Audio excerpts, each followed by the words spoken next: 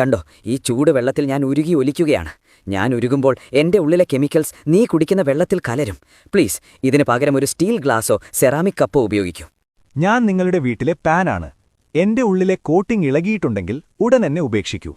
തീ തട്ടുമ്പോൾ ആ വിള്ളലിലൂടെ ഭക്ഷണത്തിലേക്ക് വിഷം കലരാൻ സാധ്യതയുണ്ട്. ഈ ചൂടുള്ള ഭക്ഷണം എന്റെ ഉള്ളിൽ നിറയ്ക്കുന്നതൊന്ന് നിർത്താമോ?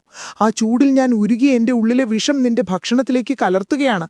അടുത്ത തവണ വരുമ്പോൾ വീട്ടിൽ നിന്നൊരു സ്റ്റീൽ പാത്രമോ മറ്റോ കയ്യിൽ കരുത്. ഞാൻ മെലാമൈൻ പ്ലേറ്റാണ്. കാണാൻ ഭംഗിയുണ്ടെങ്കിലും ഞാൻ നിന്നെ പറ്റിക്കുകയാണ്. മൈക്രോവേവിൽ എന്നെ വെച്ചാൽ ഭക്ഷണത്തിലേക്ക് ഞാൻ വിഷാംശങ്ങൾ പുറത്തുവിടും. തണുത്ത വിഭവങ്ങൾക്ക് മാത്രം എന്നെ ഉപയോഗിക്കൂ. ഞാൻ പ്ലാസ്റ്റിക് കട്ടിംഗ് ബോർഡാണ്.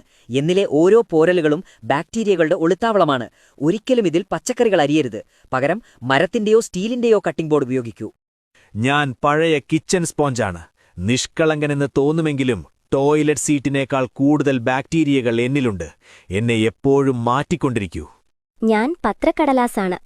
അച്ചടി മഷിയിൽ അടങ്ങിയിരിക്കുന്ന ലെഡ് വളരെ വിഷകരമാണ്. ഒരിക്കലും പൊരിച്ച പലഹാരങ്ങൾ എന്റെ മുകളിൽ വെക്കരുത്.